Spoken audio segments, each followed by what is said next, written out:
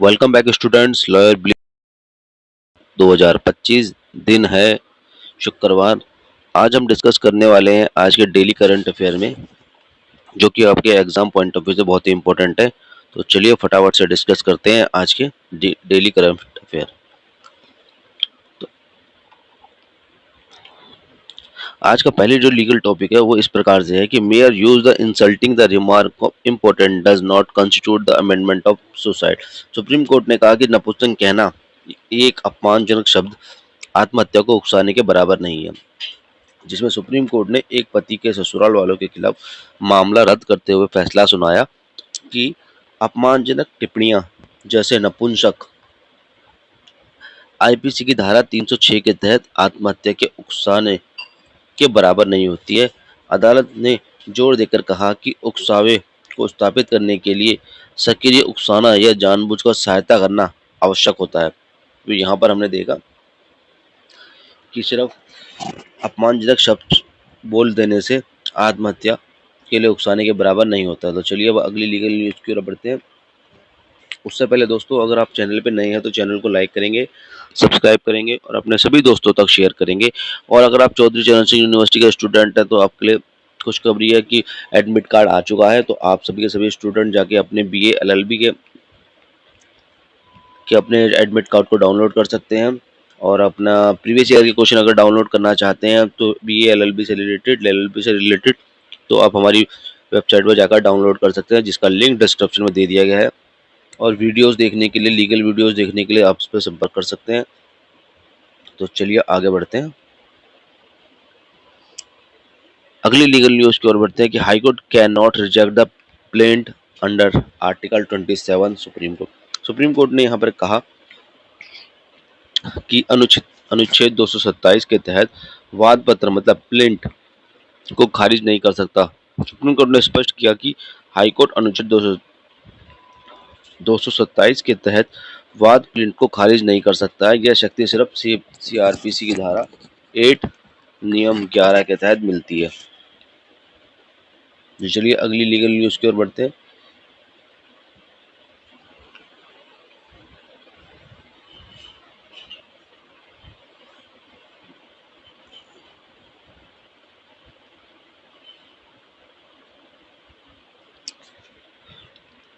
अगली legal news है, supreme court ने कर्मचारी मुआवजे अधिनियम की सूची से हटाकर कार्यात्मक अक्षमता की तय की जा सकती है। सुप्रीम कोर्ट ने कहा कि अदालतें कर्मचारी मुआवजा अधिनियम को कठोर अनुसूची से हटाकर वास्तविक कार्यात्मक अक्षमता का आकलन कर सकती है ताकि उचित मुआवजे की को सुनिश्चित किया जा सके।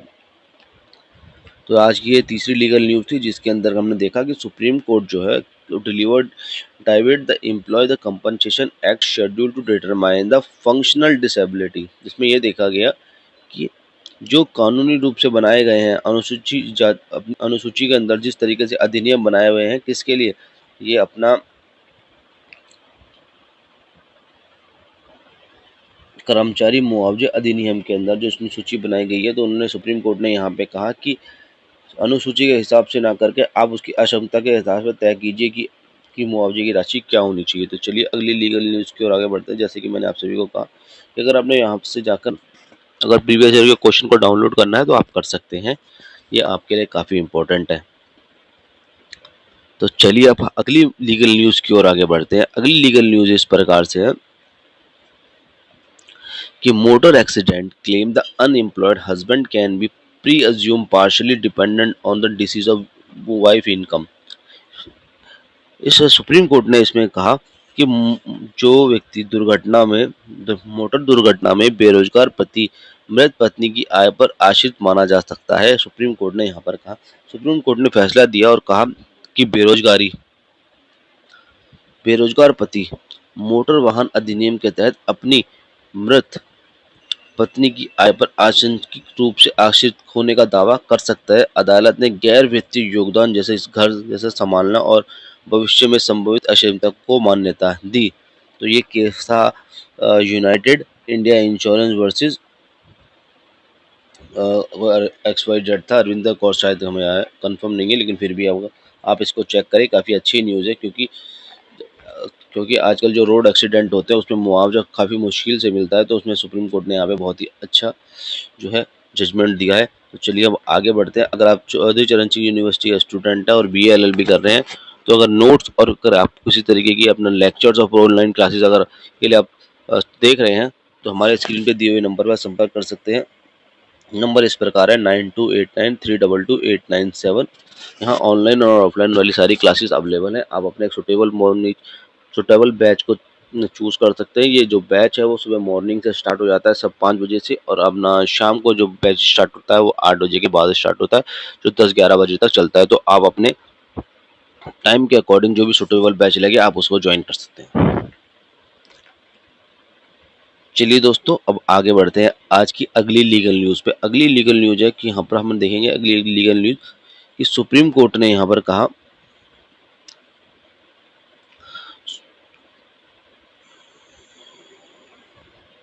Supreme Court hold the Article 142 can modify the arbitrarily award. Justice Vishwanathan dissent, 3 judges, Supreme Court bench 2:1 ruled that the Article 142 completely justice of power can be used to modify the arbitrary award, but Justice Vishwanathan dissent, arguing in it undermining the Arbitration Act in finally. तो supreme court ने अनुच्छेद article 142 के तहत यह मनमाने पुरस्कार मतलब arbitrary award में संशोधन किया जा सकता है। न्यायमूर्ति विश्वनाथन ने असहमति जताई।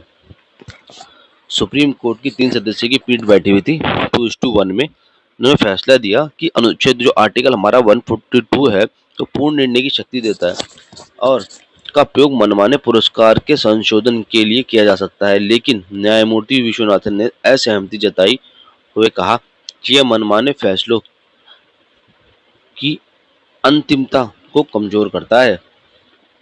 तो यहाँ पे दिखने वाली बात है कि आर्टिकल 142 क्या होता है, हमें इसके बारे में जानना है क्योंकि हम अपने लीगल स्टूडेंट्स हैं और लॉ के स्टूडेंट्स हैं जो जुडिशरी की प्रिपरेशन कर रहे हैं और लीगल स्टडी करते हैं। तो हमें यहाँ पे जानना चाहिए कि हमें न्यूज़ के अंदर से अपने लायक जो महत्वपूर्ण टॉपिक है उन पर डिस्कस करना चाहिए। तो यहाँ पे देखने वाली बात यह है कि आर्टिकल 142 जो कि हमें इस पर डिस्कस करना है और हमें ये डिस्कस करना है कि ये 2:1 मतलब कि जो 3 की बेंच है तो बेंच कितने प्रकार की होती है ये देखना है कि एक बेंच अगर दो प्रकार की बेंच होती है, 3 प्रकार की बेंच होती है, 5 प्रकार की बेंच होती है। तो आपको मुझे बताना है आज के लिए। चलो आपके आज के लिए जो लीगल टॉपिक और आज के लिए जो क्वेश्चन है वो है आपको मुझे बताना है कि कितने तरीके की बेंच होती है। तो चलिए आगे बढ़ते हैं आपकी अगली लीगल न्यूज़ में। अगर आप लॉ के स्टूडेंट्स हैं तो आपको ऑल सब्जेक्ट की ऑल वीडियोस मिल जाएगी यहाँ पर लॉ की, जो कि आप अच्छे से आप अपने नोट्स प्रिपेयर कर सकते हैं और अपने लॉ के नॉलेज को बढ़ा सकते हैं। दूसरा कि हम यहाँ पर आपको जुडिशरी से रिलेटेड लीगल करंट अफेयर कराते हैं, जिसके अंदर हम आपको लीगल करंट अफेयर यूपीएससी और पीएससी लेवल की करंट अफेयर आपको अपडेट करा के देते हैं ताकि आप उसे पढ़ के अपने एग्ज़ाम को क्रैक कर सकें। तो और दूसरा हमारी कोशिश ये होती है कि हम लॉ के जितने इंडिया के अंदर लॉ के जितने यूनिवर्सिटी स्टूडेंट है उनकी ऑनलाइन कोचिंग प्रोवाइड कराते हैं और ये हमारा प्रोसेस धीरे धीरे चल रहा है। बहुत जल्द हम अभी तो हमने सिर्फ चौधरी चरण सिंह यूनिवर्सिटी की ओर आगे बढ़े हैं, उसके बाद हम और भी यूनिवर्सिटी के आगे बढ़ेंगे। तो अगर आप इसके साथ अगर आप चैनल पर नए हैं तो चैनल पर बने रहिए और इसी लीगल इन्फॉर्मेटिव वीडियोज़ के लिए आपको हमारे चैनल को लाइक करना चाहिए। आपके साथ यहाँ पे काफ़ी टाइम से एक मेगा ऑफर चलते रहते हैं, हर तरीके की बैचेस होते हैं और उनके लिए जो डिस्काउंटेड होते हैं वो बेस्ट से बेस्ट दिए जाते हैं। दूसरा अभी जो बैच चल रहा है वो न्यू धर्म बैच चल रहा है, आप चाहो तो उस धर्म बैच में अपना एनरोलमेंट कर सकते हैं और मैच होगा जो जो बैच बनेगा वो होगा अर्ली इन द मॉर्निंग का या नाइट बैच होगा। अर्ली इन द मॉर्निंग मतलब बैच की होगा 5 बजे का होगा, आप अपने टाइम के हिसाब से सुटेबल टाइम के हिसाब से ऐड ऑन कर सकते हैं। और या फिर नाइट का बैच होगा जो 8 बजे के बाद होगा, तो 8 बजे के बाद 8, 9, 10, 11 जैसे भी आपको सुटेबल टाइम लगे आप उसमें उसको ज्वाइन कर सकते हैं। तो चलिए आगे बढ़ते हैं अगली लीगल न्यूज़ की ओर। अगली लीगल न्यूज़ है कि दिल्ली हाई कोर्ट ने यहाँ पे कहा है कि अब दिल्ली हाई कोर्ट ने अदालत की अवमानना अधिनियम की सीमा की अवधि वाली जो धारा की चुनौती है उसको अपना खारिज कर दिया है। दिल्ली हाई कोर्ट ने यहाँ पर कहा कि 30 दिनों की सीमा अवधि को चुनौती देने वाली याचिका को खारिज किया क्योंकि यह समय पर निर्णय सुनिश्चित करती है। अगर हम लोग उसमें कहा गया था कि दिल्ली हाई कोर्ट ने जो अदालत ने यहाँ पे अवमानना की याचिकाओं के लिए 30 दिन की सीमा अवधि को चुनौती दी। उन्होंने बढ़ाने की कोशिश की होगी। तो दिल्ली हाई कोर्ट ने बहुत ही महत्वपूर्ण स्टेटमेंट देते हुए यहाँ पे कहा कि डिसीजन देते हुए कहा कि हम इसकी समय सीमा को आगे नहीं बढ़ाएंगे जब तक कि कोई सुटेबल पॉइंट नहीं मिलते। चलिए आगे बढ़ते हैं अगली लीगल न्यूज़ की ओर।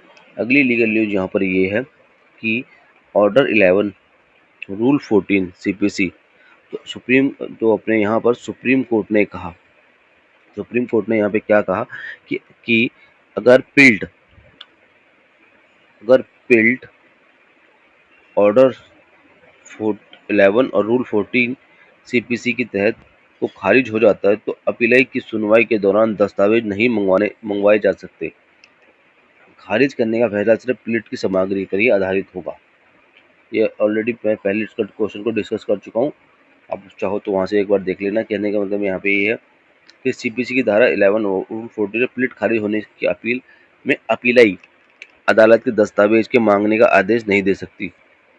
मतलब जब वो अपने केस को वहीं का क्लियर हो रहा है तो उसके लिए अलग से कोई डॉक्यूमेंट जो है, अलग से कुछ और डॉक्यूमेंट जो है वो नहीं मांगे जा सकते।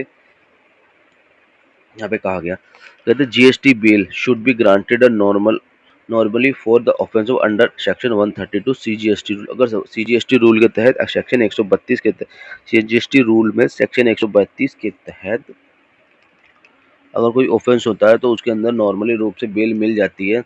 लेकिन बेल अगर तब नहीं मिलेगी जब कोई असाधारण परिस्थितियां होंगी, जैसे फरार होने वाला कोई खतरा होगा, गवाहों को प्रभावित करने वाला होगा, तो उन स्थितियों में जो है बेल नहीं दी जाएगी। तो चलिए आज का जो लीगल क्वेश्चन है वो आपको मुझे बताना है कि सीजीएसटी एक्ट के सेक्शन 132 क्या कहता है, उसकी क्या लिमिटेशंस है, क्या एक्सेप्शन है, साथ में आपको मुझे बताना है। जो मैं पहले क्वेश्चन आपके साथ डिस्कस कर चुका हूँ, चलो तो उस क्वेश्चन को आपको मुझे ज़रूर करके बताना है, जो क्वेश्चन था मोटर व्हीकल एक्ट के तहत। तो चलिए अगली देखते हैं आगे। यहाँ तक अगर आपने वीडियो देखा हो तो वीडियो को लाइक करेंगे, शेयर करेंगे और अपने सभी दोस्तों तक पहुँचाएंगे। और चैनल पे बने रहिए, चैनल को लाइक करते रहिए, सब्सक्राइब करिए ताकि हर इन्फॉर्मेटिव आने वाली वीडियो आप तक सबसे पहले पहुंच सके। तो चलिए धन्यवाद यहाँ तक देखने के लिए। फिर मिलेंगे आपसे अगली क्लास में। जय श्री राम।